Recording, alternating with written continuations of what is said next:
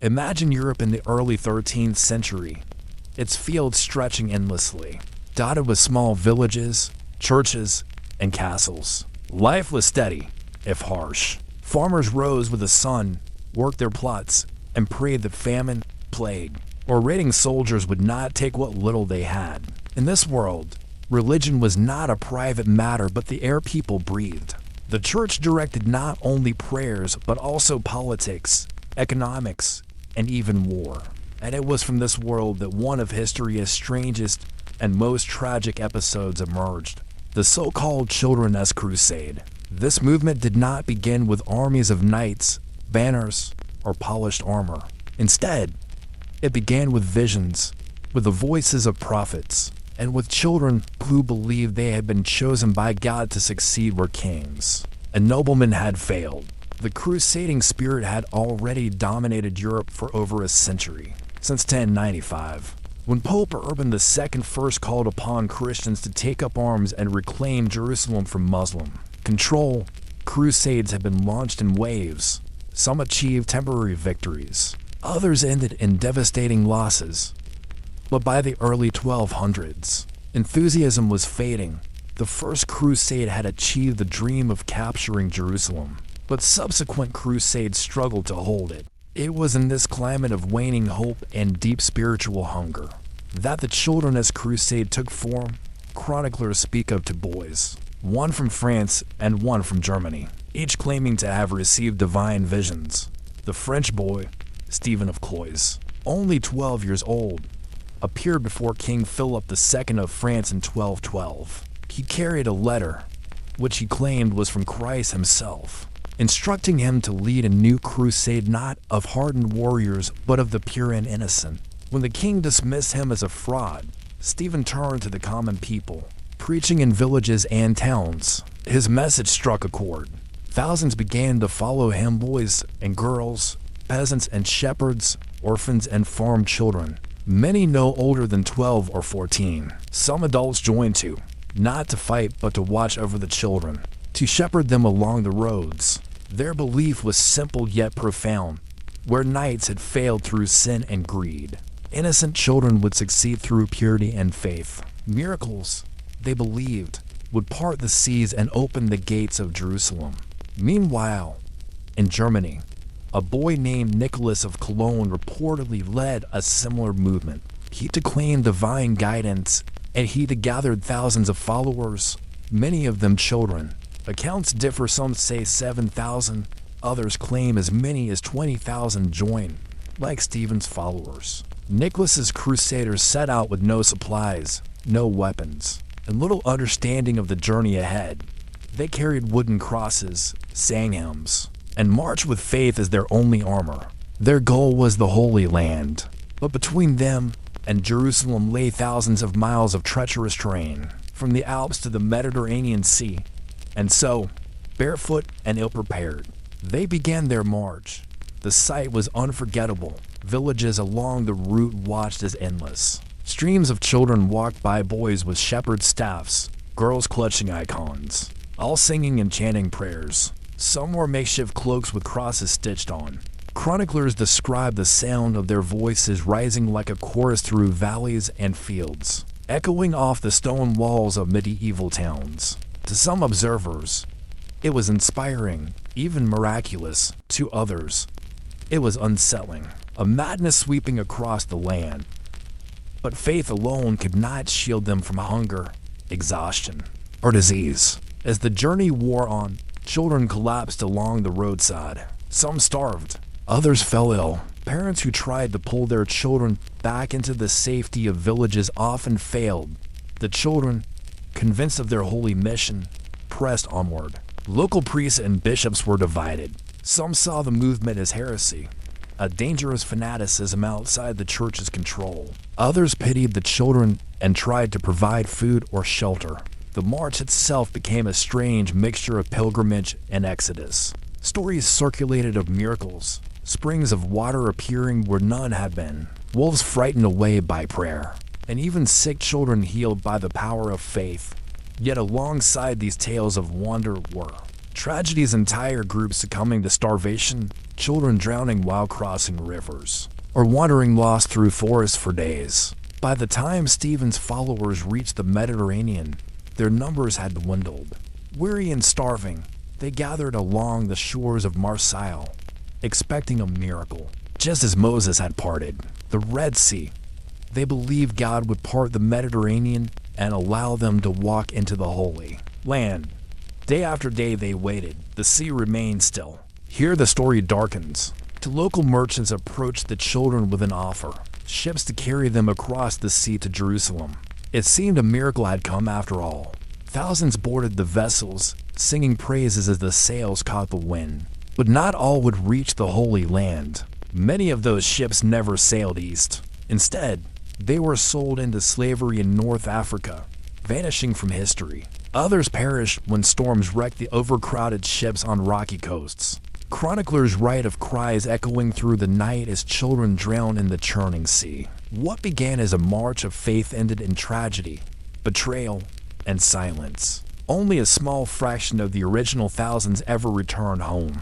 Most simply disappeared, swallowed by the roads, the sea, or the slave markets. Nicholas's German crusade fared no better. His followers attempted to cross the Alps, an impossible task for malnourished children with no supplies. Many died in the mountains from exposure, hunger, or exhaustion. Survivors who reached Italy were turned back by local authorities. Some even excommunicated for daring to take up a crusade without papal approval. Their long journey ended not with glory, but with disillusionment and loss. The Children's Crusade stands today as one of history's most tragic episodes of misplaced faith and mass delusion.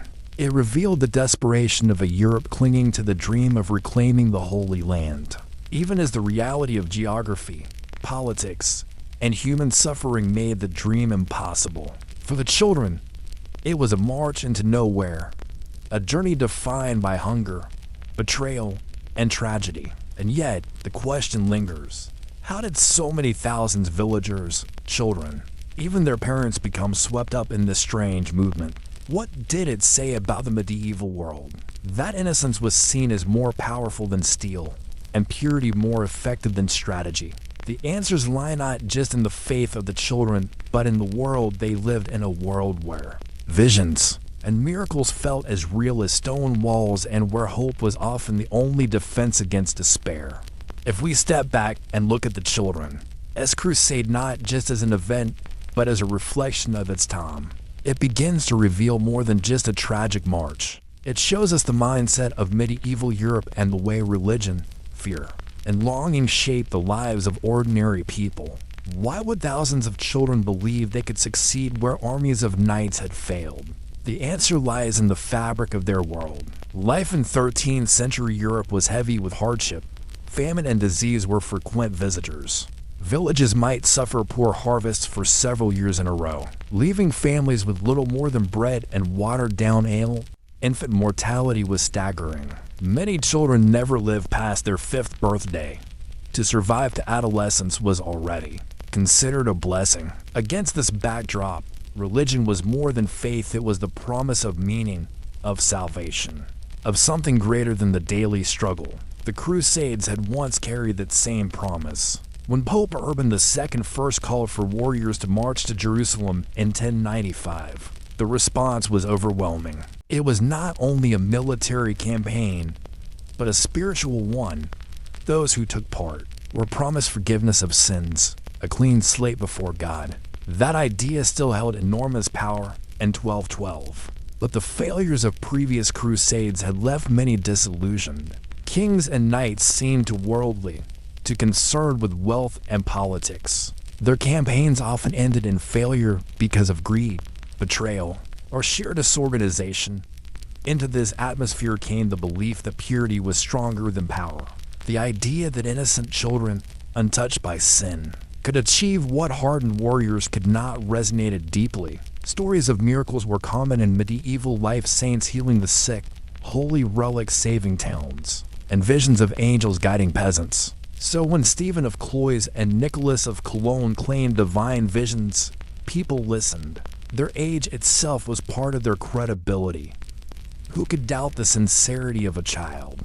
The Children's Crusade also reveals another layer of medieval life: the hunger for stories, for symbols, for something extraordinary. Chroniclers and preachers often spoke of the last shall be first, and out of the mouths of babes when describing divine truth. In a society where so much was controlled by kings, nobles, and priests, the idea of children leading a movement gave hope to the powerless. But history often records the movement less as a miracle and more as a cautionary tale.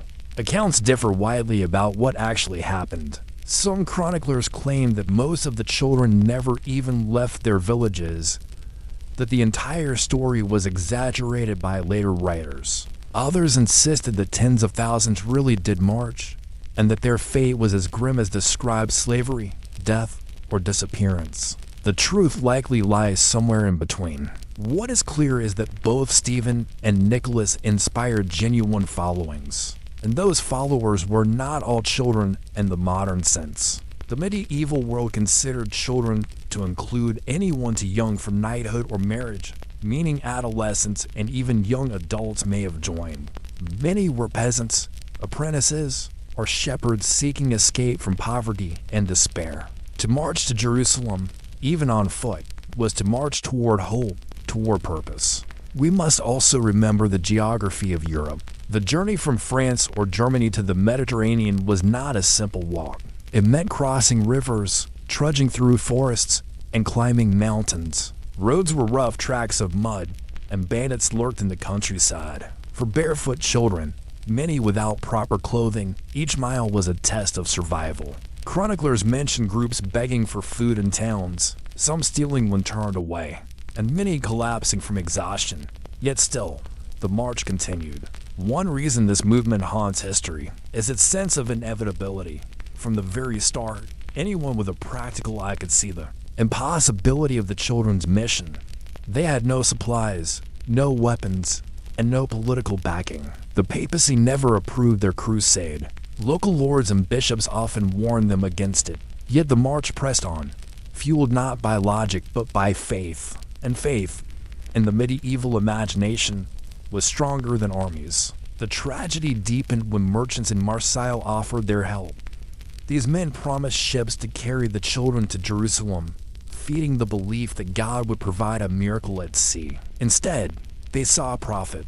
According to chroniclers, 7 ships set sail, but to sank in storms, drowning hundreds. The others carried their passengers not to the Holy Land, but to the slave markets of North Africa. To think of thousands of young voices singing hymns as the sails rose, only to vanish into chains and silence, is to glimpse the cruelty that lurked beneath medieval piety. Nicholas's followers in Germany endured their own suffering. They attempted to cross the Alps into Italy, but the mountains showed no mercy. Some froze, others starved. Survivors who staggered into Italian towns were met with suspicion rather than welcome. The Pope himself refused to endorse their crusade, sending them back home, scattered and broken. For many, there was no home to return to. Their families had given them up to what they thought was God's will. And so, whether by sea or by land, the movement collapsed. A handful returned to their villages years later, older, scarred, and disillusioned. Most never returned at all. The Children's Crusade became less a triumph of faith than a warning about its dangers. When untethered from wisdom, yet the memory lingered. Medieval Europe did not forget the sight of thousands of children walking with crosses and hymns. The story was told and retold, reshaped with each telling. Some saw it as a tragedy, proof of how innocence could be exploited. Others saw it as a miracle of devotion, even if it failed.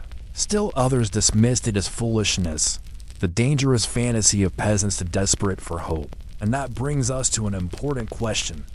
Why did the church itself, so quick to endorse crusades of kings and knights, refuse to bless this movement? Was it because the leaders were children, or because it revealed the dangerous potential of faith outside the church's control?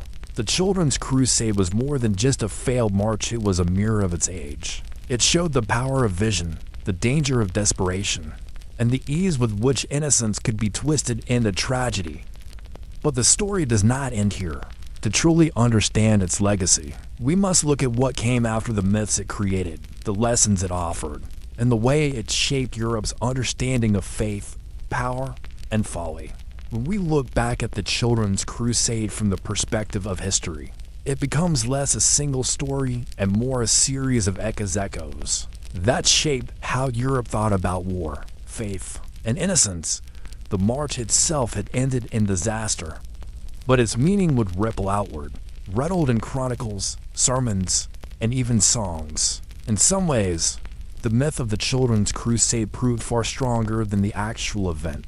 Medieval chroniclers, writing decades later, painted the story with vivid strokes. Some claimed the children vanished like ghosts, taken up to heaven as a sign of God's mysterious will. Others emphasized betrayal, pointing to the merchants who sold the children into slavery as symbols of human greed.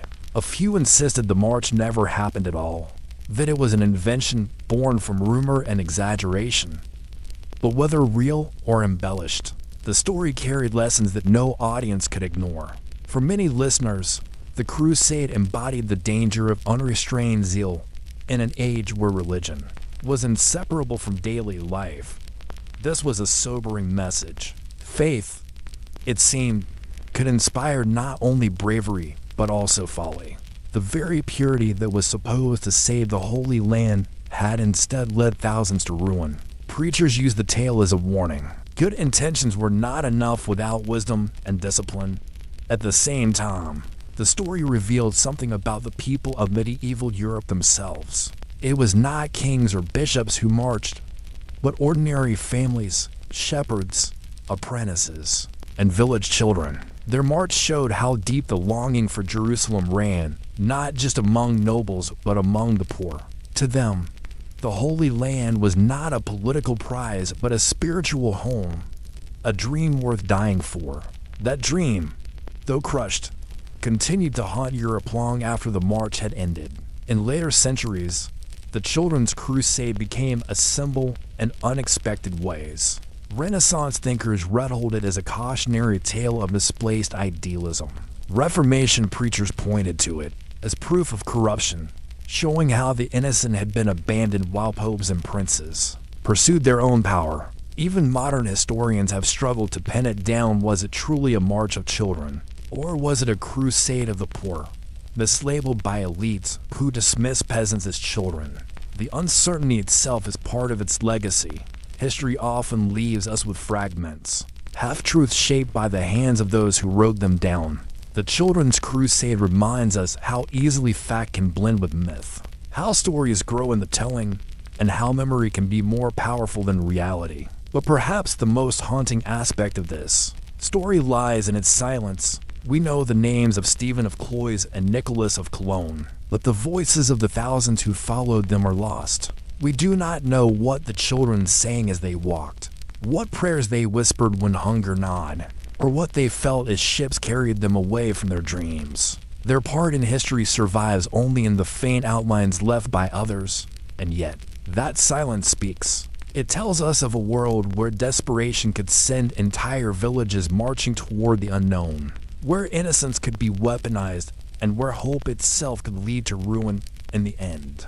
The Children's Crusade stands less as a victory or defeat and more as a question or reminder of how thin the line can be between faith and folly. The story closed not with a triumph, but with an emptiness, a sense that something pure had been swallowed by the world's cruelty. And perhaps that is why it lingers, because it shows us the fragility of innocence in the face of power and the cost of dreams when they collide with reality. But this was not the only time that zeal, pride, or misplaced hope turned a medieval campaign into disaster. Again and again, Europe's knights and kings would march to war, only to find that arrogance and overconfidence were as deadly as swords. The Children's Crusade may have ended in silence, but our journey into failure has only just begun. The next story reveals a battle where the greatest lords of Europe charged forward in pride only to be crushed by their own hubris. Imagine the autumn of 1396. Europe stood at a crossroads. For centuries, Christian kingdoms had clashed with Muslim powers in the east, But by the late 14th century, the balance had shifted. The once mighty Byzantine Empire had shrunk to little more than the walls of Constantinople. The rising power of the Ottoman Turks loomed like a storm over southeastern Europe. In castles, churches, and marketplaces alike, whispers spread of an unstoppable force pressing into lands that had once belonged to Christendom. The call for a crusade came not from a pope this time, but from a King Sigismund of Hungary. His kingdom lay directly in the path of the Ottoman advance, and he appealed to the nobility of Europe for aid, to knights eager for glory and princes hungry for prestige. This was more than a defense of Hungary. It was a chance to repeat the legendary feats of the First Crusade, to strike a blow that would echo across Christendom.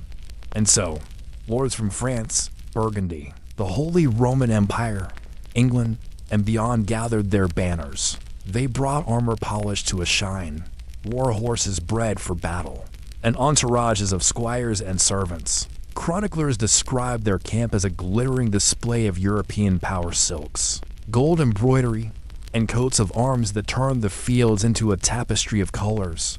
To the knights who had grown restless with petty feuds at home, this campaign promised a stage worthy of their ambitions. But beneath the brilliance of banners lay the seeds of disaster. The coalition of crusaders was less an army than a parade of competing egos. French knights looked down on Hungarian troops. Burgundians squabbled over precedence. Some lords treated the march as a personal tournament, eager to prove their valor in duels rather than to plan strategy. The Ottomans, by contrast, were unified under Sultan Bayezid I, known as the Thunderbolt for his speed in war. His empire stretched across Asia Minor and deep into the Balkans, and his armies were hardened by years of relentless campaigning. The Crusaders marched east, following the Danube River, their confidence growing with each town they passed. At first, victory seemed inevitable.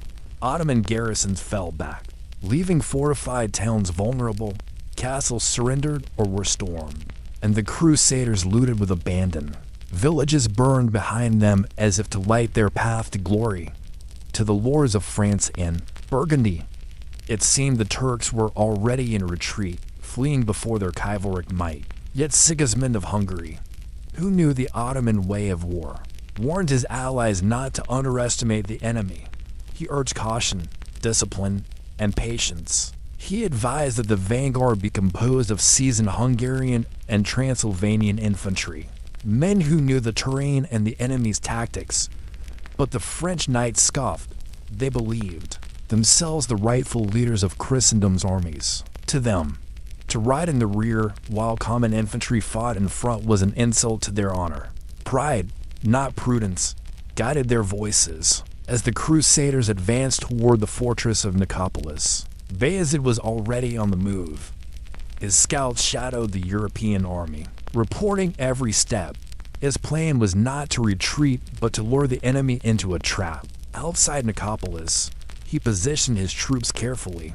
At the front, he placed a line of irregular infantry archers and lightly armed men whose purpose was not to win, but to bait.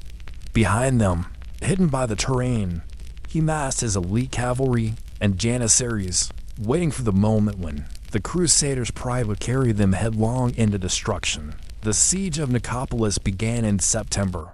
The Crusaders encircled the fortress, cutting off supplies and bombarding its walls.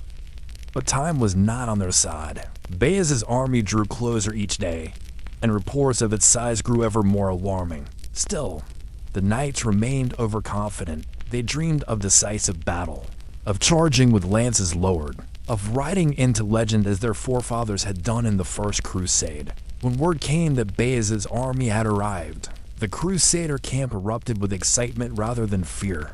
Trumpets sounded, banners unfurled, and knights rushed to polish armor and saddle horses. This, they believed, was the moment history had been waiting for. Yet beneath the noise of preparation, Sigismund's warnings echoed unheard. On the morning of September 25th, the armies met outside Nicopolis. The field sloped gently downward, with Ottoman infantry spread in loose ranks at the base. Behind them, unseen, lay the real threat. But the French knights saw only a rabble of archers and footmen. To them, This was no battle, but a chance to display chivalric glory against all counsel. They insisted on leading the charge, and so, with lances gleaming in the sun, the flower of French and Burgundian nobility spurred their horses forward. They lowered their heads, shouted their battle cries, and thundered down the slope into what they thought was destiny. What they did not know was that destiny, that day, belonged to someone else. The thunder of hooves shook the ground as the French vanguard descended upon the Ottoman front line. It was a sight meant to terrify. Hundreds of armored knights in full charge, their banners snapping in the wind, their lances braced for impact. Chroniclers describe the scene as a wall of steel, so dazzling in its force that it seemed unstoppable. And for a moment, it was. The first clash smashed through the Ottoman irregulars, archers scattered before the charge, their arrows glancing off thick plate armor. Foot soldiers were trampled under horses' hooves, and the ground was littered with broken spears and fleeing men. To the French knights, it was proof of their superiority. They had pierced the enemy's line in a single rush. Trumpets blared, war cries echoed, and the crusaders pressed forward, certain that victory was already theirs. But this was the first layer of Bayezid's trap. The Ottoman infantry had been positioned to absorb the charge and then withdraw. Behind them lay lines of sharpened stakes driven into the ground, hidden beneath grass and soil. As the knights pursued, their horses stumbled into these barriers. Animals screamed, knights were thrown, and the perfect momentum of the charge broke into chaos. Still, the French pressed on. Their pride demanded it. They dismounted to pull down stakes and hacked at the obstacles with swords and axes. Progress was slow and exhausting, but inch by inch, they advanced. At last, battered but unbroken, they reached the main body of Ottoman troops. Here they fought with ferocity, driving back foot soldiers and even forcing some Turkish cavalry to retreat for a brief time. It seemed the tide could turn. Then the second wave struck. From the flanks and rear, Bayezid unleashed his hidden cavalry, swift, disciplined, and deadly. They swarmed around the weary crusaders. Arrows rained down, cutting into horses and men alike.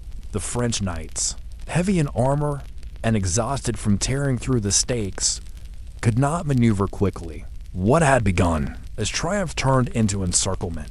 Meanwhile, the rest of the Crusader army stood watching. Sigismund of Hungary had begged to lead the infantry first, but the French had refused. Now his men advanced too late to support the trapped vanguard.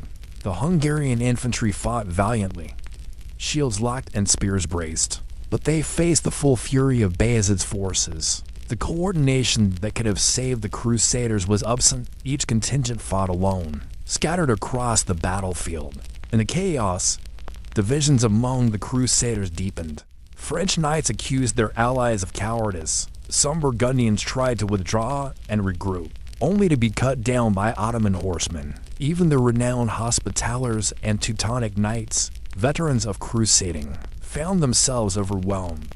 The sheer numbers of Bayezid's army began to press in from every side as Sigismund himself nearly perished, leading his Hungarian troops in a desperate counterattack. He fought through waves of Ottoman cavalry, his banners barely holding. Chroniclers say he was only saved when his men dragged him to the Danube River, where he fled on a ship, watching the disaster unfold from the water. His escape would later be criticized as cowardice, though in truth, it preserved the only chance for Hungary's survival. Back on the battlefield, the French knights found themselves surrounded, exhausted, cut off, and outnumbered. They fought with the fury of desperation. Some tried to surrender, but many were cut down regardless. Ottoman janissaries closed in, disciplined and relentless, while Turkish cavalry struck from every side. The flower of French chivalry, the great nobles who had dreamed of glory, were dragged from their horses, beaten, and bound in chains. By nightfall, the battle was over. Thousands of crusaders lay dead on the field, their bodies stripped of armor and left where they had fallen. Hundreds more, including some of the greatest lords of France and Burgundy, were prisoners. Bayezid had won not only a victory, but a humiliation for Europe. The crusade that had marched east in splendor ended in ruin, its banners trampled into the mud. But the story of Nicopolis does not end on the battlefield. What followed was darker still.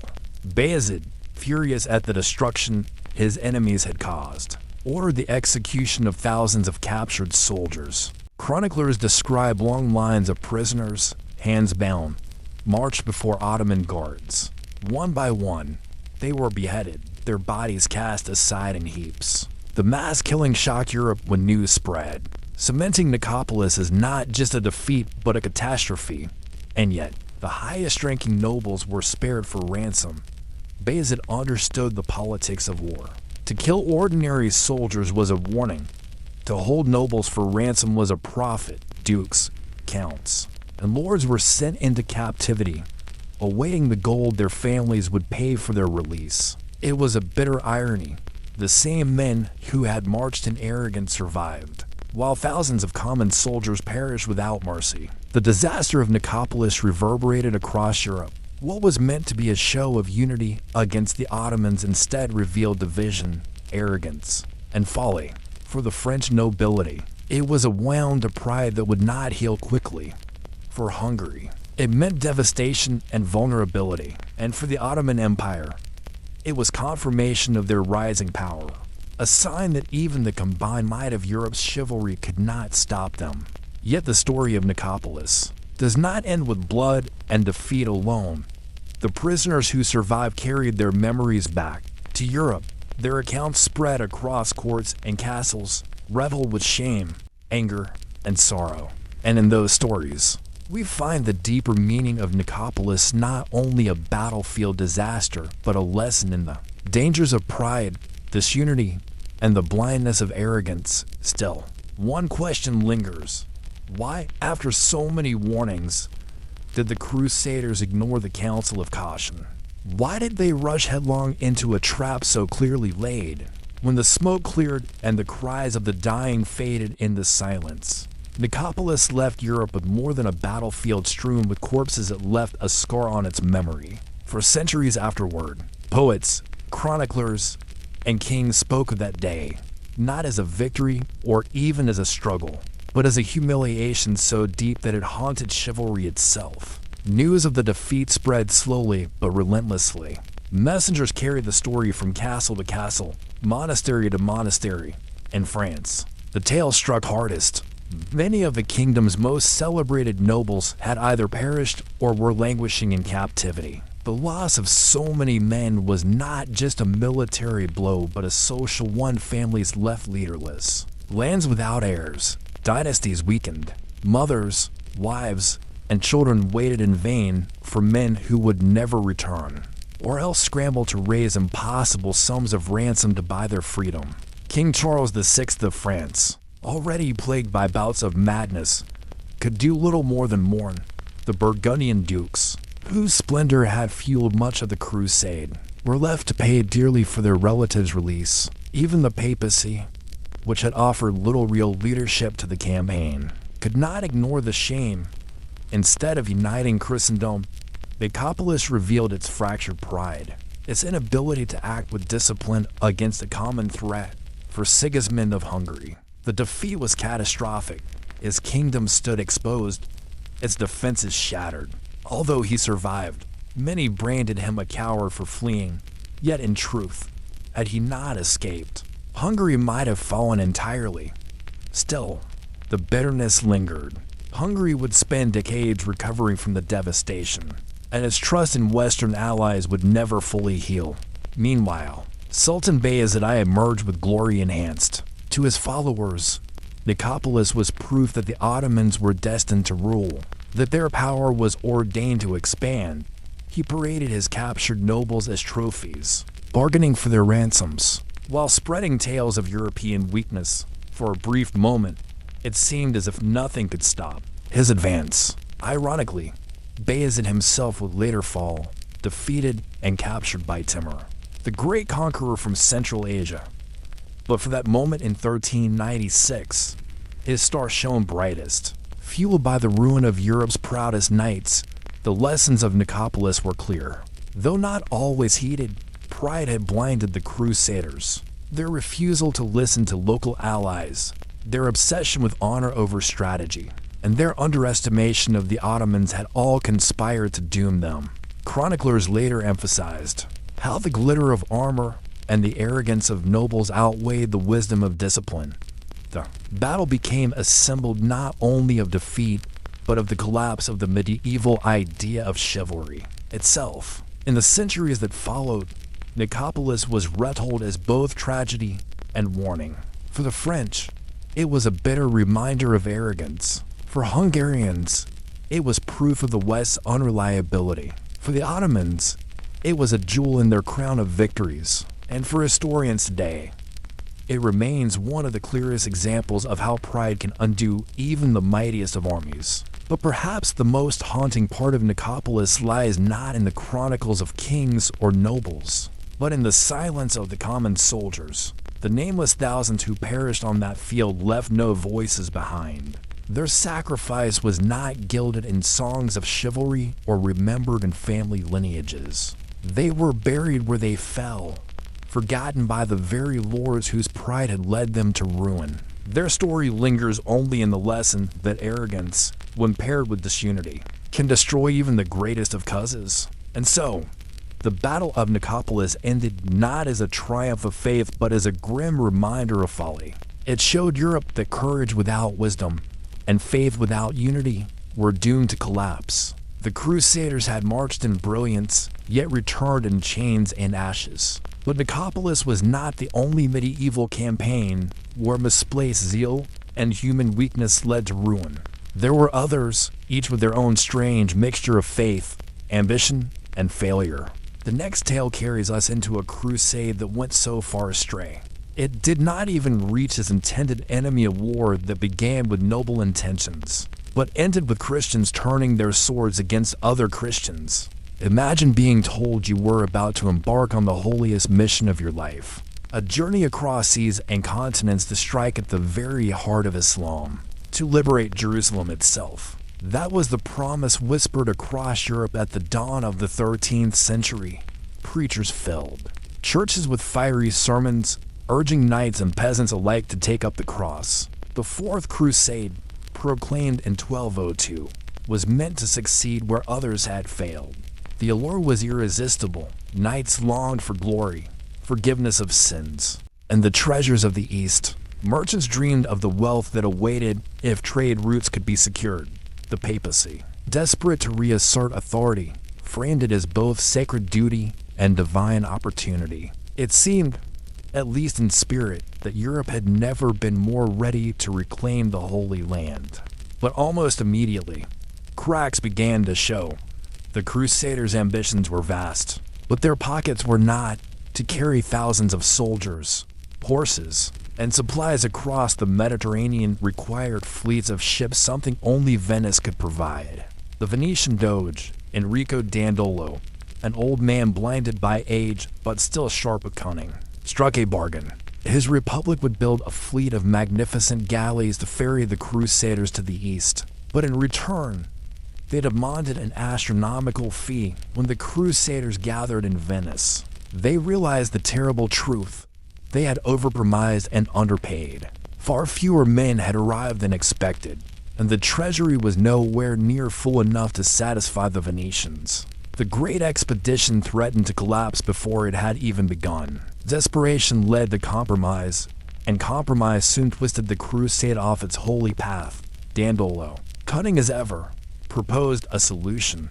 If the Crusaders could not pay, then they could fight for Venice instead. Their first task: capture the Christian city of Zara, a rebellious Venetian possession on the Dalmatian coast. It was an outrageous proposition. Knights who had sworn to defend Christendom now ordered to sack one of its own cities. And yet, trapped by debt and eager to keep the crusade alive, they agreed. In 1202, the fleet descended on Zara. The city fell quickly, its defenders overwhelmed not by infidels, but by fellow Christians. The sack shocked Europe. Pope Innocent III thundered in outrage, condemning the act and threatening excommunication. But the Crusaders had already crossed a line they could never step back from. They had stained their holy cause with Christian blood, and the road ahead would only twist further into betrayal. As winter closed in, the crusade lingered in uncertainty. Many knights wondered if they had damned themselves, if their oaths meant anything anymore. And yet, fate or perhaps ambition was about to steer them even farther from Jerusalem. A young prince, exiled from his throne in Constantinople, appeared with promises that would forever alter the course of the crusade. His words would lead the crusaders not to the Holy Land, but to one of the greatest cities in the Christian world. The winter after his era was one of uneasy silence.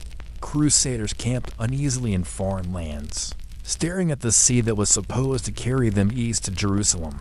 Their vows weighed heavily on their shoulders, yet their direction had already shifted. It was then that Prince Alexios Angelos appeared, a figure whose promises would drag the entire crusade further away from its sacred mission. Alexios was the son of a deposed Byzantine emperor. He pleaded with the crusaders to restore him to the throne in Constantinople. In return, he promised unimaginable rewards: money to pay Venice, soldiers to march on Jerusalem, and the unification of the Byzantine and Latin churches under Rome. It was an offer that spoke to both piety and pragmatism. The crusaders, torn between guilt and ambition, convinced themselves that aiding him would ultimately strengthen their cause. In truth, few truly believed the boy prince could deliver what he offered. Yet debt and desperation drove them forward. Venice, ever opportunistic, saw in Constantinople not just repayment but profit. And so the crusaders, once sworn to liberate Jerusalem, now prepared to march against one of Christendom's greatest cities. The fleet sailed across the Aegean, its banners fluttering in the wind, not towards the Holy Land, but towards the glittering capital of Byzantium. In 1203, the massive walls of Constantinople rose into view, stone fortifications so vast they seemed to mock the very idea of conquest. The city was the jewel of the East, filled with relics, treasures, and traditions that dwarfed anything the Latin West had ever known. For the Crusaders, this was no longer a holy mission, it was a gamble against a mighty empire. When they landed, the Crusaders met stiff resistance. Constantinople was not a rebellious coastal town like Zara, but a metropolis defended by tens of thousands. Siege towers were built, ships lashed together to scale the sea walls, battles raged on land and water, fire-consuming wooden structures while arrows darkened the skies. Slowly, with relentless determination, the Crusaders battered the defenses against all odds. Alexios' supporters inside the city betrayed its defenders, and in the summer of 1203, the Crusaders breached the walls. Alexios IV, the young claimant, was installed as co-emperor alongside his blinded father, Isaac II. The Crusaders waited for their promised rewards, but Constantinople's coffers were not bottomless.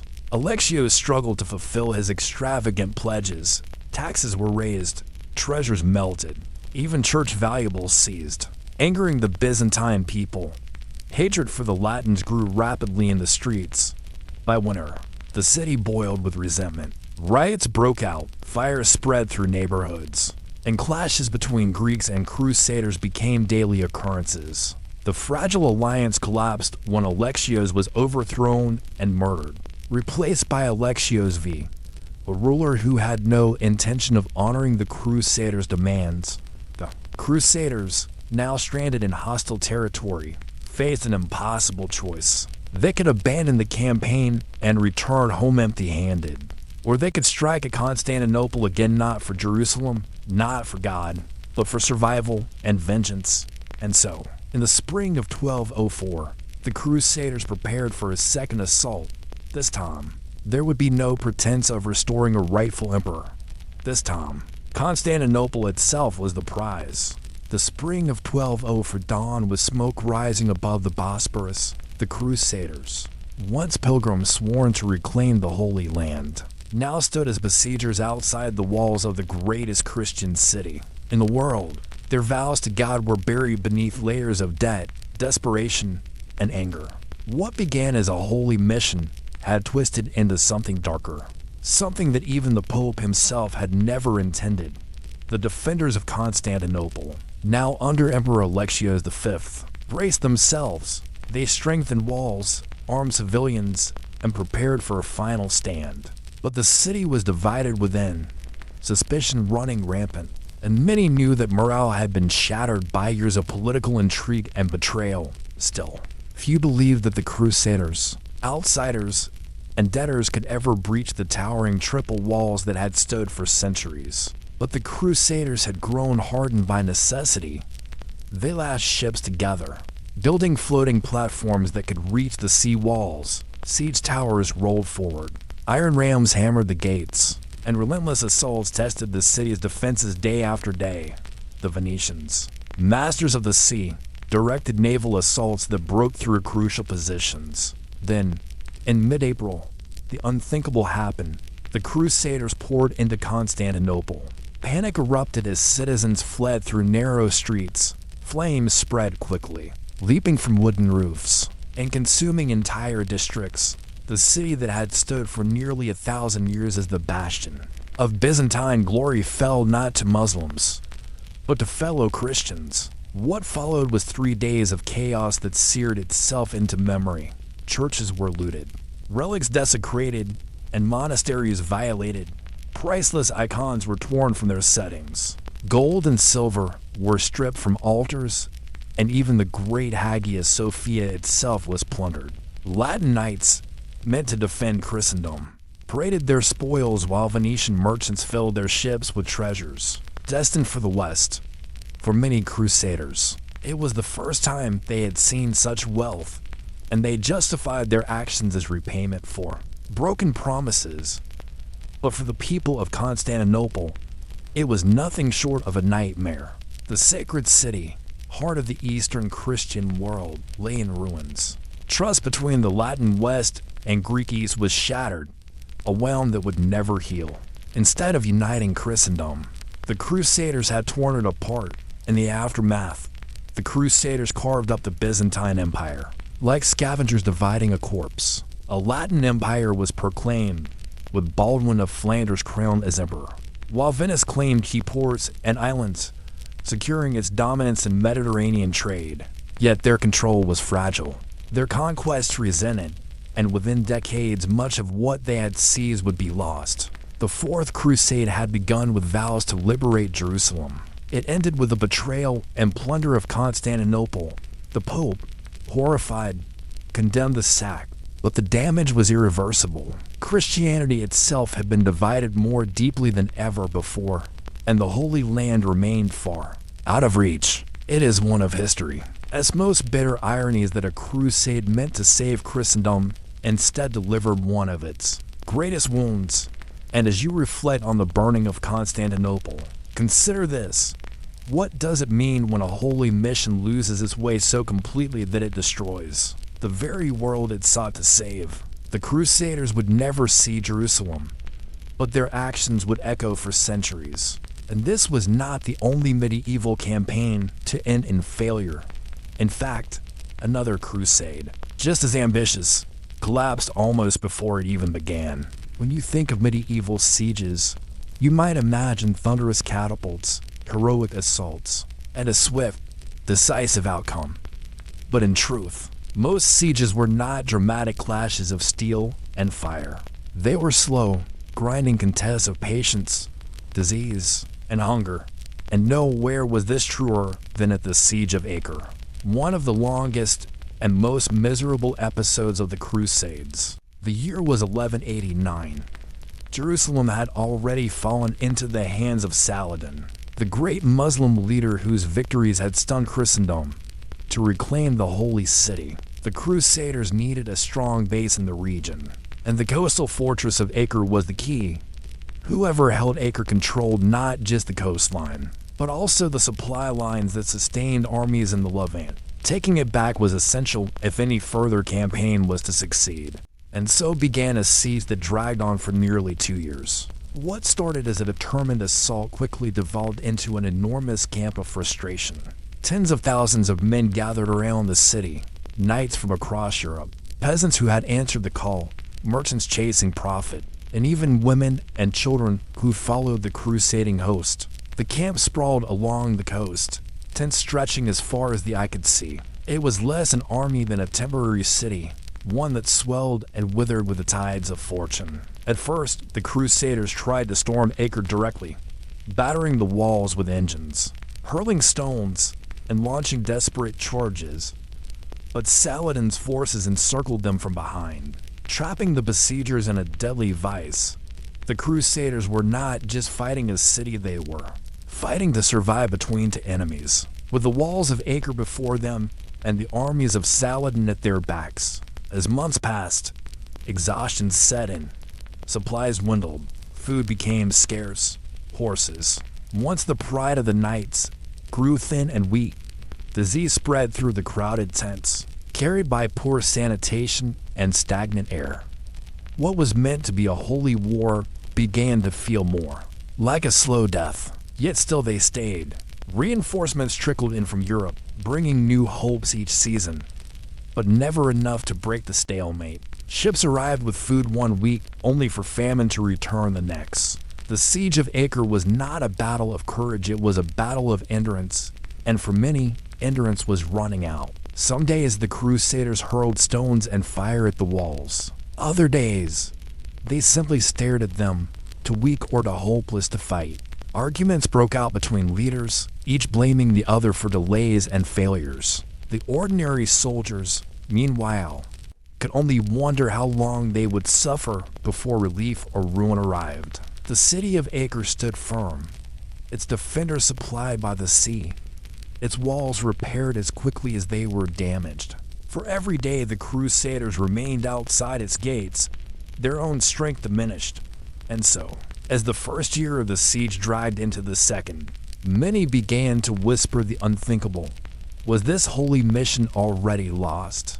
By the second year of the siege, the Crusader camp outside Acre no longer resembled a disciplined army. It had become a place of despair, a sprawling graveyard of tents and broken hopes. The smell of sickness hung in the air, mingling with the stench of unwashed bodies and the rot of spoiled provisions. For many, the fight for Acre was not about victory anymore, it was simply about survival.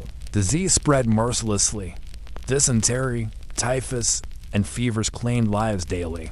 Graves filled the fields, yet more bodies piled up than could be buried. Knights who had once worn gleaming armor shuffled weakly through the mud, their strength gone.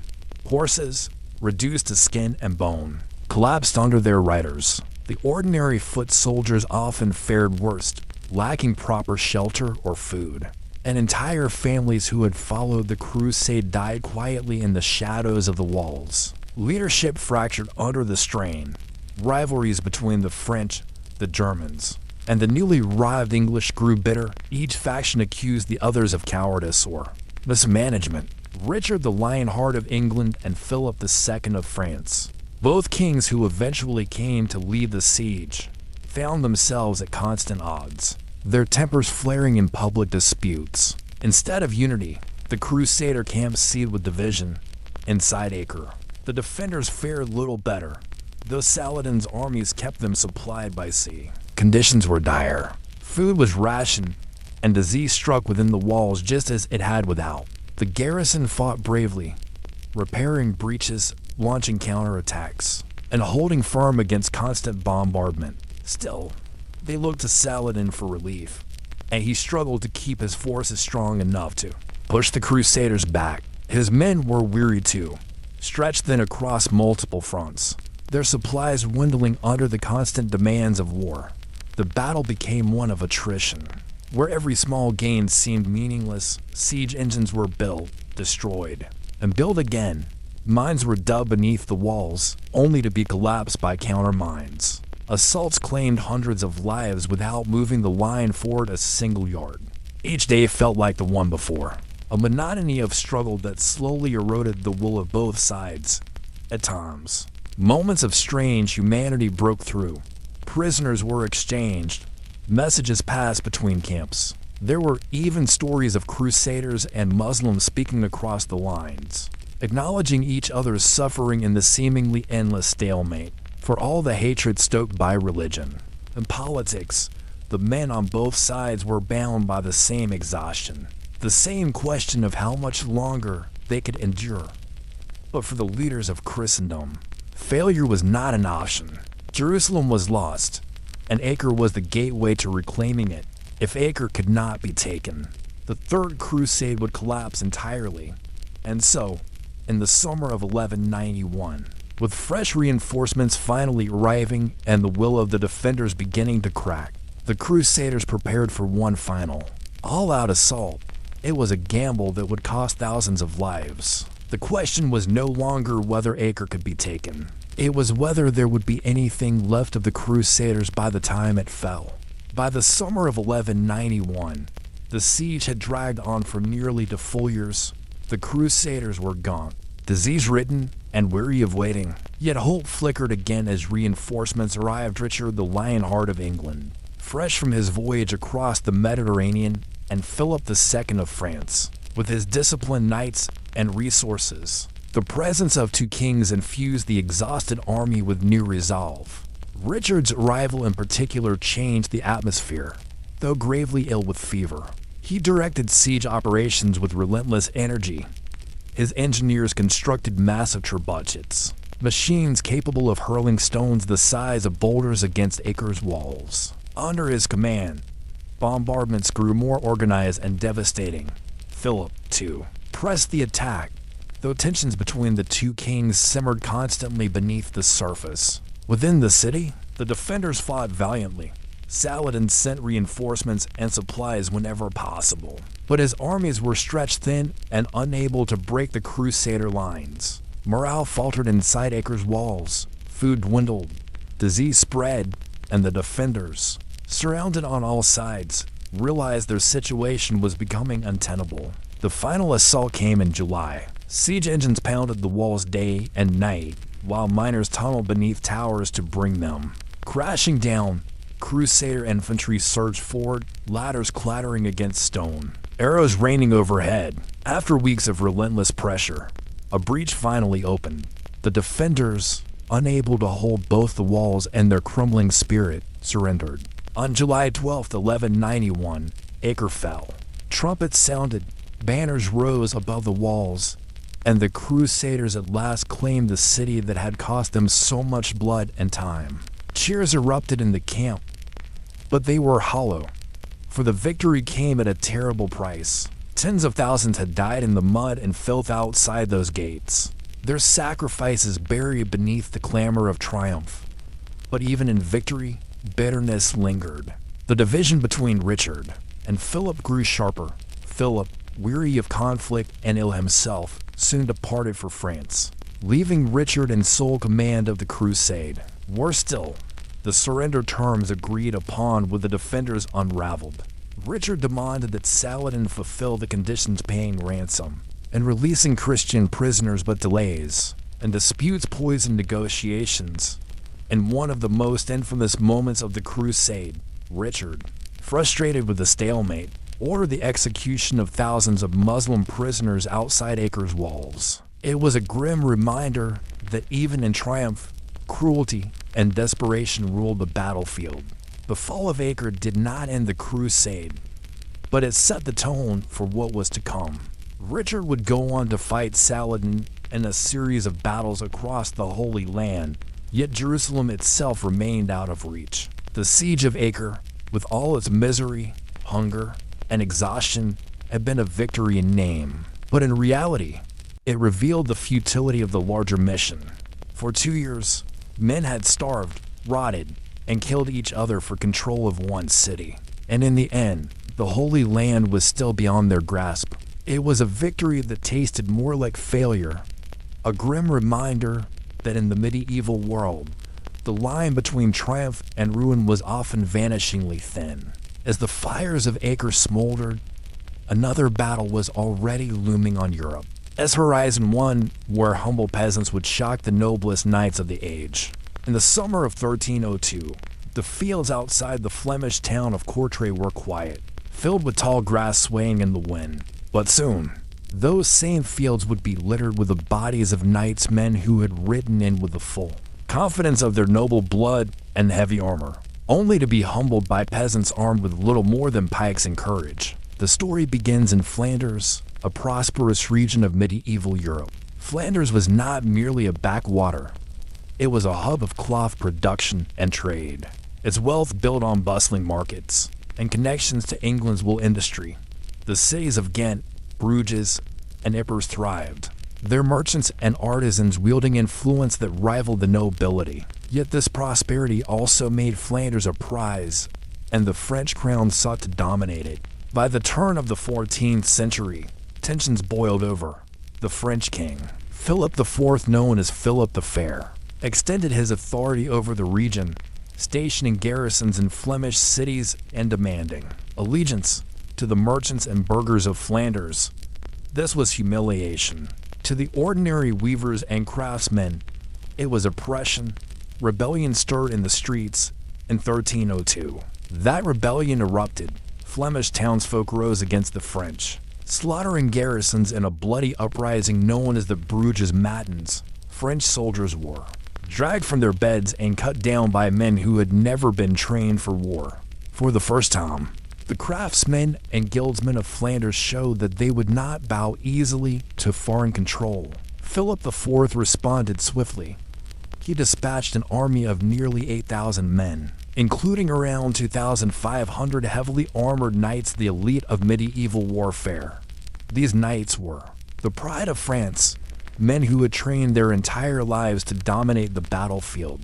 Against them stood a Flemish militia of artisans, merchants, and farmers, numbering about the same, but lacking cavalry and relying on simple weapons like pikes, goedendags, a kind of spiked club, and axes. The contrast could not have been greater. On one side, nobles clad in steel, mounted on powerful horses, confident in the weight of centuries of battlefield supremacy. On the other hand, commoners in plain clothes, fighting not for chivalric glory, but for the survival of their homes. As the French army marched toward Courtrai, they laughed at the thought of peasants standing against them. For generations, knights had crushed uprisings without effort. This, they believed, would be no different. But the fields of Courtrai would prove them wrong. The Flemish had chosen their ground carefully, digging ditches and canals that turned the battlefield into a trap. Their weapons may have been simple, but their discipline and determination were not. And when the day of battle arrived, the arrogance of the knights would meet the stubborn resolve of the townsfolk. In one of the most humiliating defeats of French arms in the Middle Ages. It was early morning. The air of Flanders was cold and heavy with dampness. The fog that had lingered for hours was slowly giving way to a pale light, and behind this mist, two entire worlds were about to collide. On one side stood Europe's most powerful cavalry, forced the French knights, their armor gleaming from afar. On the other side was a ragtag force, Flemish weavers, artisans, and farmers whose strength lay not in shining steel, but in the callous grip of their hands, and the iron discipline of their collective will. In the French camp, silence didn't last long. Trumpets blared, and everywhere knights could be seen saddling their horses. The breath of the animals steamed in the cold air like smoke. The French lords were confident, and why wouldn't they be? To them, this was to be an easy victory. After all, who could possibly stand against the finest cavalry in Europe? A handful of peasants, barely trained, surely posed no threat. But if you moved closer to the Flemish lines, the scene was very different. They didn't look like a traditional army. Few had proper armor. Their shields were mismatched, some wooden, others patched with bits of metal. Yet one thing bound them together: discipline. Whether cobbler, loom worker, or farmer, each man held his place. Their cities had devised a unique system. When danger came, bells were rung, and citizens poured out with their militia gear. It wasn't a professional army, but it was an organized, grassroots force ready to defend their land. The dullest yet most decisive factor of this battle was the terrain. The field near Courtrai was flat, but crisscrossed with streams and patches of marshy mud. Recent rains had left the ground slick and treacherous. For the French knights relying on massive war horses and heavy armor, this battlefield would become a nightmare. Yet, at that moment, they had no idea. Inside the French command, there was another weakness. Ego. Nobles quarreled over who would lead the first charge. Every lord wanted the glory of victory tied to his name. None paused to consider how the swampy ground might ruin their strategy. Meanwhile, the Flemish were polishing their Godendags, long wooden staffs tipped with iron spikes. At first glance they looked crude, but against cavalry they were deadly. When a charging horse came close, the militia drove the spike into the animal's chest or legs. The horse toppled, and the knight, trapped under the crushing weight of his own armor, was helpless. The peasants finished him quickly. This simple weapon was one of medieval Europe's most underrated innovations. Another seemingly boring but vital difference lay in rations. The Flemish were disciplined, storing bread and dried fish carefully and drinking from nearby streams. The French, however, indulged in luxury.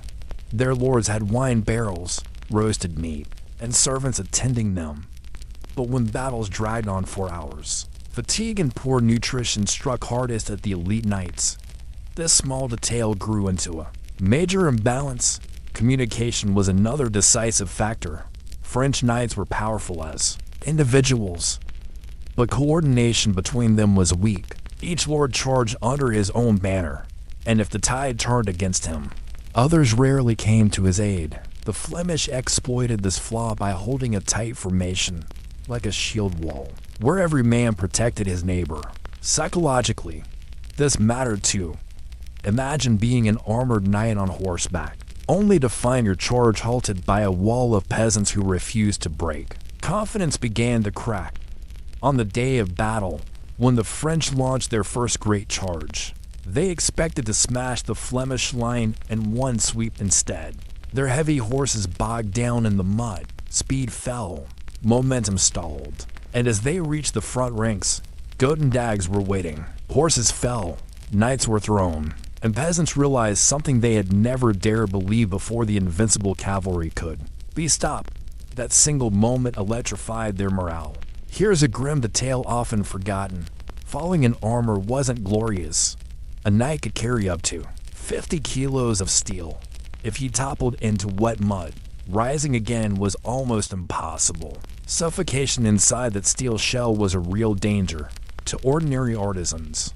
This was the great equalizer. The noble warrior was just a man, trapped and struggling for air. As the hours dragged on, the French grew more desperate. Again and again they charged, and again they were swallowed by mud and shattered against Flemish pikes. What began as a battle turned into humiliation. The nobility of France, who had seen themselves as untouchable, were now being dragged down by commoners with homemade weapons. Finally, the Flemish seized the moment. After holding the line for hours, they pushed forward in unison. Exhausted, their enemies had no strength left to resist.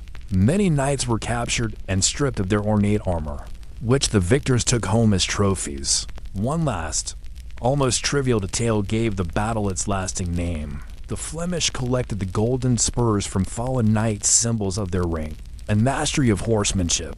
Hundreds of spurs were hung together in triumph, and so history remembered this clash as the Battle of the Golden Spurs. What seemed like a small gesture carried a huge message across Europe. The monopoly of the nobility on warfare had been broken. The day had reached its climax. But one question still lingered. If Flemish peasants could achieve such a victory, what long shadow would it cast over the politics and warfare of Europe? Imagine the evening of the battle. The ground was soaked with blood. Dead horses lay scattered across the field, and in one corner, Flemish peasants clustered to collect proof of their victory, the golden spurs. These were luxury, items that only the nobility could afford, and now they hung in the hands of artisans. It was a symbolic, revolutionary moment. Silence reigned over the French camp. Hours earlier, there had been arrogance and confidence. Now it had turned into shame and fear. Hundreds of knights were either dead or captured. This wasn't just a defeat on the battlefield, it was the humiliation of an entire feudal order.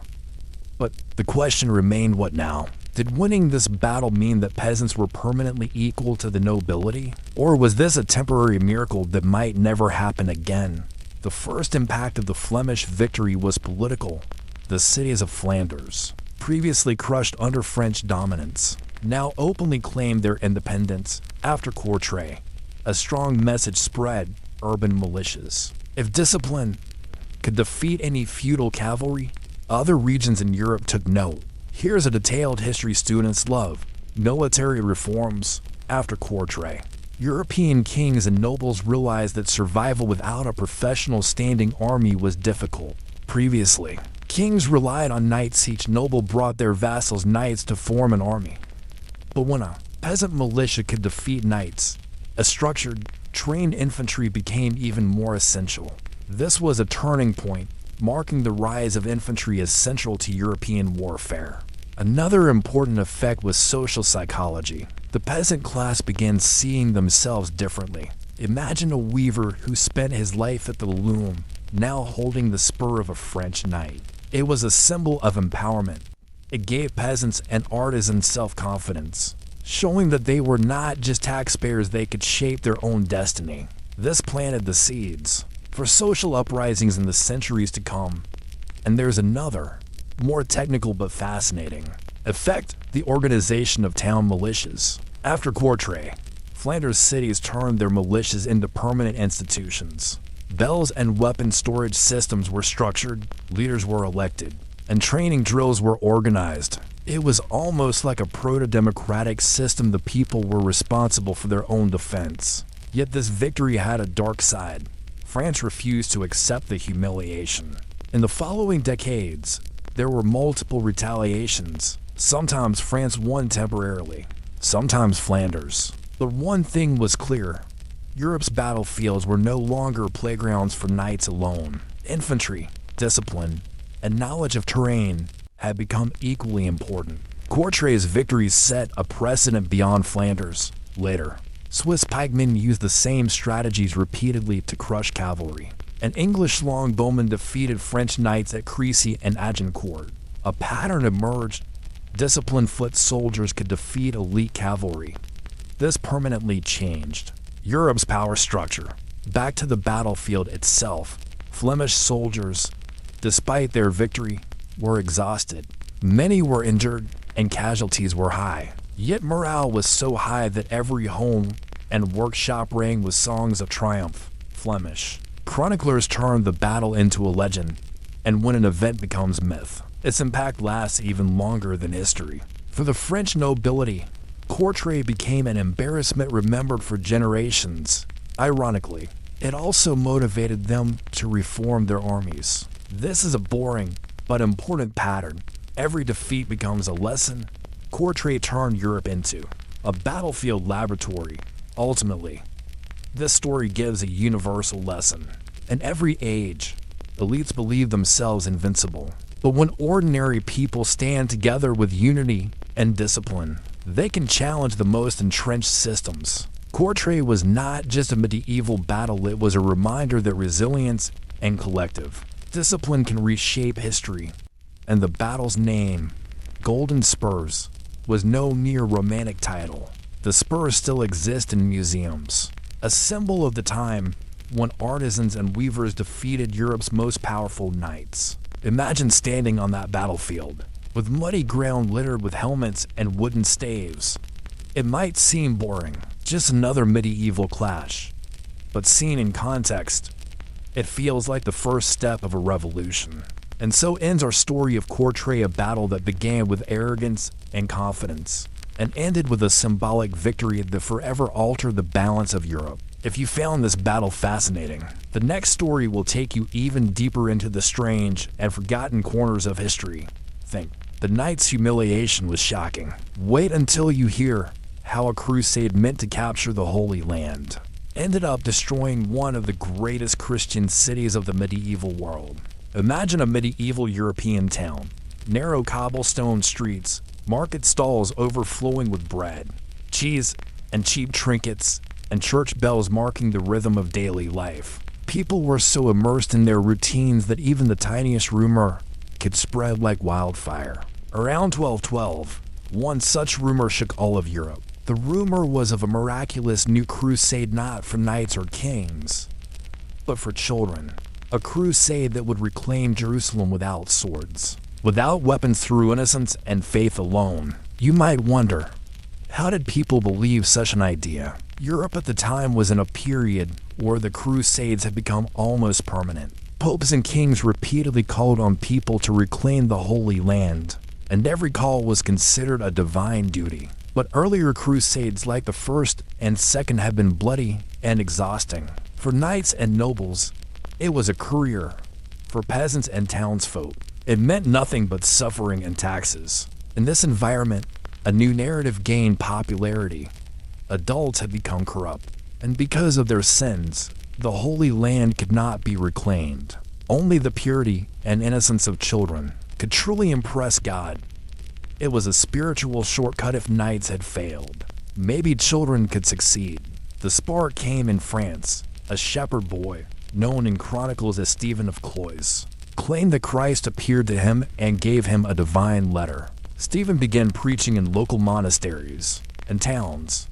His message was simple: adults have failed. Now, children will free Jerusalem through their innocence. Imagine a 13-year-old shepherd boy carrying a wooden cross, followed gradually by thousands of children and poor townsfolk. People began seeing this as a miracle.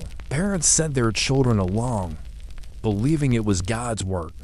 Many families genuinely thought that if their children joined the crusade, their entire household would be blessed. At the same time, a parallel movement arose in Germany. A boy named Nicholas of Cologne formed his own crusading band, claiming a direct divine connection. Just like Stephen, children and young adolescents from multiple German towns began following him. Now seemingly boring but crucial historical question arises: who exactly were these children? Chronicles simplify it as children, but historians debate that the movement included not just small children, but adolescents, poor peasants, runaway serfs, and even some adults attempting to display childlike faith. Whatever the composition, one thing was clear: this was a movement against the elite. It was a spiritual rebellion, where ordinary people wielded innocence as their weapon. The journey began almost like a festival. As these crusaders passed through French and German villages, locals donated food, offered blessings, and sometimes sent their own children along. It resembled a pilgrimage, a carnival of innocence. But as the group swelled into the thousands, a practical problem emerged: rationing. The children had little food or money. Initial hospitality from villages waned, and hunger became a serious issue. Many children returned home, yet thousands continued to march. Another psychological detail: this crusade had no real leadership or logistical system. No maps, no transport, no supply lines. Everything relied on miracles. The idea was that once they reached the Mediterranean coast, God would split the sea, as in the biblical Red Sea, allowing them to walk dry-shod to Jerusalem. Imagine the intensity of their faith, that they considered practical planning unnecessary. This was a movement where logic had no place. Only faith and collective emotion carried weight. For Europe, this movement was a fascination. Chronicles report that townspeople wept at the sight, believing a divine miracle was unfolding. But the reality was harsher. Hunger, fatigue, and disease slowly weakened the children, and they had not yet even reached the Mediterranean coast. The hardships of their journey were only just beginning. Imagine an endless procession: children, teenagers, and some young adults, carrying wooden crosses on their shoulders, moving through village after village, town after town. Sometimes they sang hymns, sometimes they prayed, and sometimes they tried to ignore their hunger. For Europe's villages, this was a fascinating spectacle. Each day new people joined the march, while some older participants fell behind from exhaustion. The initial excitement gradually turned into struggle. The food they received through village donations became insufficient. Imagine a moving crowd of 0 to 30,000 people, all stopping in the same place and demanding resources. For villagers, it became a burden. Early on, they showed sympathy. But when their own supplies dwindled, hostility began. The biggest irony was that these crusaders considered themselves God's chosen. Yet ordinary villagers began seeing them as freeloaders. In many places, instead of being fed, they were forced to move on. And when a hungry child collapsed by the roadside, companions would pray for them and continue marching because stopping was not an option. The German group, led by Nicholas of Cologne, crossed the Alps. The treacherous mountain paths, unpredictable weather, and lack of shelter were almost unbearable. Chroniclers write that many children fell and died there. Some succumbed to disease, and others became prey to wild animals. Imagine hungry, poorly dressed children marching through snow-covered alpine passes. A grim, haunting image and one of medieval history's most bizarre tragedies. The French group, led by Stephen of Cloyes, reached the Mediterranean coast. Here they faced their greatest test, faith versus reality. The children believed that as soon as they reached the coast, God would split the sea and they would walk dry-shod to Jerusalem. But when they saw the endless, restless blue ocean, nothing happened. No waves parted, no dry path appeared. For these children, it was a devastating moment. The central belief of their entire journey collapsed. Some tried to maintain hope, praying for days, singing hymns, fasting, and waiting. But the sea remained unmoved. At this vulnerable moment, the story took its darkest turn. Local merchants approached them with a tempting offer. "We have ships. We will take you to the Holy Land free or at a discounted rate. Just get on board." The desperate, hopeless crusaders saw this as divine assistance. Chronicles mention that 7 ships were prepared. Thousands of children and their companions boarded, only for the greatest betrayal of their lives to begin. According to some accounts, the merchants sold them into slavery in North African and Middle Eastern markets instead of taking them to Jerusalem. In Alexandria and Tunisian bazaars, their innocence, which had been seen as a weapon, was commodified. Those children who did not board the ships fared little better. Many died from disease and starvation in coastal towns. Survivors were dispersed by local authorities or forcibly sent home. Nicholas' followers in Germany suffered a similar fate. After crossing the Alps and reaching Italy, they'd awaited for their miracle at coastal towns, but none came. Nicholas' movement collapsed. Some children returned home, but most perished on the roads or disappeared. Chronicles note that Nicholas himself went to Rome seeking guidance from the Pope, but the Pope ordered them to return home, as their age and condition were unsuitable for a holy war. A dull but telling fact. Medieval chronicles are inconsistent. Some exaggerate the numbers 40,000 children, while modern historians estimate only a few thousand. Yet regardless of numbers, one thing is clear.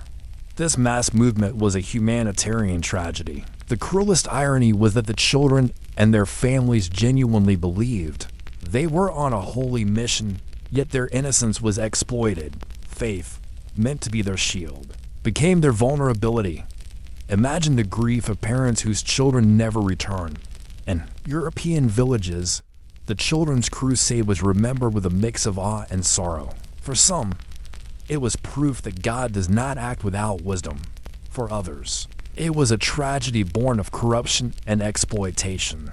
Another unsettling detail: very few records exist about the children who were captured and enslaved. Some were sold into Muslim households. Their identity is permanently erased, a silent ending, fading into history. One final aspect remains: the aftermath of the Children's Crusade and its psychological, political, and cultural impact on Europe. When the Children's Crusade collapsed, Europe was left in shock and grief. Imagine the villages that had watched their children march with pride, believing they were on a divine mission. Weeks and months passed, and most never returned. Silence and sorrow spread through the villages. Parents stood outside their homes, hoping to see a familiar face, but found only empty roads and grim news. In some villages, not a single child survived to come home. This movement became both a spiritual tragedy and a communal trauma. The church's response was mixed. Pope Innocent III, who had not officially sanctioned the movement, reportedly said, "These children put us to shame, for they go forth full of zeal while we sit still." Chroniclers preserved this line, which became an ironic statement. The children had zeal but lacked wisdom and planning. The church faced a dilemma: openly support the crusade and be blamed for the ensuing tragedy, or remain silent and risk undermining their moral authority. Chronicles record the Pope's reaction in varying ways, sometimes admiration, sometimes rebuke, sometimes regret. The disappearance of the children haunted Europe's imagination for centuries. Stories and legends developed. In some versions, the sea performed a miracle, but corrupt merchants destroyed it. In others, the children secretly reached Jerusalem and became saints. Some folk tales call them Christ's little martyrs, who ascended to heaven because of their innocence. The common thread in these stories was a moral lesson for Europe. Historians, however, see them as evidence of myth-making people creating narratives to cope with grief. Politically, the event was significant. The Children's Crusade exposed that Europe as masses, especially peasants and poor families, saw the crusading movement as a divine shortcut. It also revealed that exploitation and manipulation occurred internally. Before foreign enemies could harm them, their own people betrayed the most vulnerable. The merchants who allegedly sold the children into slavery became dark symbols of medieval European greed and corruption. Another important impact: the crusade forced the church and states to regulate religious enthusiasm more strictly. After this tragedy, large unsanctioned mass pilgrimages and crusades were viewed with suspicion. A new era of control began, with the church asserting authority and suppressing spontaneous grassroots religious movements. Culturally, the Children's Crusade left a haunting imprint on European art, poetry, and chronicles. An anonymous French song described how innocent lambs were sent before wolves. A German chronicler wrote that in the Alpine passes, the children's bones remained scattered, as if God had made them eternal witnesses. Modern historians examine the story through a different lens. Many argue that the Children's Crusade may not have been literally a movement of small children, but rather poor, landless peasants and marginalized youth whom chroniclers dramatized as children of God, or innocents. In reality, the participants were likely mostly teenagers and poor adults, not just young children. Still, regardless of exaggeration or misidentification, one fact is undeniable: the one-to-one-to-mass movement was a tragic failure. It became the most bizarre and horrific chapter of crusading zeal, where innocence and faith were weaponized and then exploited and destroyed. Perhaps that is why the event is relatively unknown to Americans or the modern world. It is an uncomfortable reminder that some of history's greatest tragedies did not occur on battlefields, but in the name of faith and desperation. From that point on, whenever crusades were discussed in Europe, the Children's Crusade became a cautionary tale. Zeal without wisdom leads only to ruin. Imagine a crusade in which the warriors forgot their true mission: Jerusalem. Their sacred destination was abandoned. Instead, they committed an act that would forever stain medieval Europe. They sacked the city of their own Christian brothers, Constantinople. This was the Fourth Crusade, reaching its darkest and most shocking climax in 1204. To understand how it began, we must go back to 1198, when a new pope, Innocent III, ascended to the papal throne in Rome. Innocent was ambitious. He wanted a revival of the Crusades. Jerusalem was still under Muslim control, and the Pope desired a massive European army to march to Palestine and bring the Holy City under Christian rule. The problem? Crusading enthusiasm in Europe was waning. The tragedies of previous crusades had made nobles and kings cautious. The kings of England and France were busy with local wars. Pope Innocent III had to rely on lesser nobles and knights, people with zeal, but lacking in resources and unity. Another major issue emerged: money. Crusaders had to cover their own expenses: horses, armor, provisions, and transport. Crossing the Mediterranean was not easy. In previous crusades, armies took the land route, which could take years and cost countless soldiers their lives. This time, the Crusaders wanted a sea route to reach the Holy Land faster. Enter Venice, a powerful maritime republic and the Mediterranean's trade giant. Venetian ships were Europe's lifeline. Crusader envoys approached Venice, requesting transport for the entire army to the Holy Land. Venice agreed, but at a price. Here, the first bizarre twist began. The Doge of Venice, Enrico Dandolo, was aged and almost blind, yet politically astute. He made the Crusaders sign a massive contract. Venice would provide ships for 30,000 Crusaders, but in return the Crusaders had to pay 85,000 silver marks, as sum so enormous that multiple European kingdoms' treasuries combined could barely cover it. Overconfident and zealous, the Crusaders signed. The problem? By 1202, when the Crusaders reached Venice, their numbers were far below 30,000, only about 12,000 to 15,000 soldiers. They could not pay the full amount. Venice had the ships ready, but the Crusaders lacked the funds. The Crusaders were trapped. They had access to ships, but had not paid Venice. Without payment, the expedition to the Holy Land would collapse. Attempting to pay forcibly would destroy their movement before it even began. This is when Doge Enrico Dandolo played his master stroke. He told THM, "You want to reach the Holy Land, but you are in debt to Venice. Do a job for us, and we will forgive your debt." The job. Imagine this. The Crusaders were asked to attack Zara, a Christian city modern-day Croatia, and Venice's rival port, under the Kingdom of Hungary. Hungary was a Christian kingdom, and its king was a Crusader himself. Technically, the Crusaders were being asked to fight fellow Christians. You might think they refused, but most accepted. Why? They had no choice. Refusing Venice meant losing the ships, which would collapse the entire crusade. Thus, in 1202, the Crusaders chose their first official target, Zara, a Christian city, not Jerusalem. The citizens raised banners from their walls. "We are Christians too. You are our brothers. Do not attack us." But the Crusaders ignored them. The siege succeeded. Zara fell.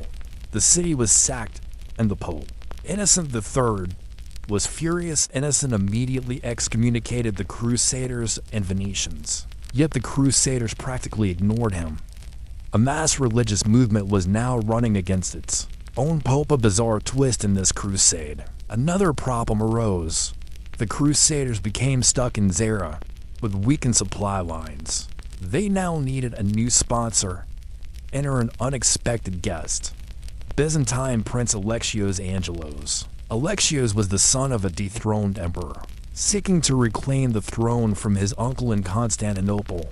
He offered the Crusaders a tempting deal. "Help me regain the throne, and I will pay you 200,000 silver marks to clear your Venice debt. I will provide military support for your Holy Land expedition. I will reunite the Eastern Orthodox Church under the Pope's authority." For the Crusaders, it was a jackpot. On one side, their debt would vanish. On the other, they gained a powerful ally. The catch: Alexios' uncle, the current ruler of Constantinople, would not give up the throne easily, and so the Fourth Crusade deviated further from its original mission. Jerusalem became distant, and Constantinople, the crown jewel of the Christian Empire, became the new target. By 1203, when the Crusaders reached the gates of Constantinople, a shocking sight awaited them. Constantinople was Europe's richest and most magnificent city. Massive walls, golden churches, and the hub of trade. But for the Crusaders, it was now an obstacle. They demanded, "Place Alexios Angelos on the throne, and we will leave peacefully." The rulers refused, prompting another siege. The walls of Constantinople were unmatched in medieval Europe. Yet in July 1203, after fierce fighting, the Crusaders breached the defenses and installed Alexios Angelos as Emperor Alexios IV. But the situation became even messier. Alexios IV could not fulfill his promises. Constantinople's treasury was empty. He raised taxes, melted church valuables, and angered the population. Citizens, once hopeful, now saw the Crusaders not as liberators, but as parasites looting their city through a puppet emperor. The result? A revolt inside Constantinople. Alexios IV's power crumbling, and the Crusaders facing a final, devastating decision, one of history's most bizarre and brutal betrayals. The question looms: when Alexios failed to deliver, and anger erupted in the streets of Constantinople, what option remained for the Crusaders? Would they finally march toward their original mission, Jerusalem, or would the Byzantine capital itself become their next prey?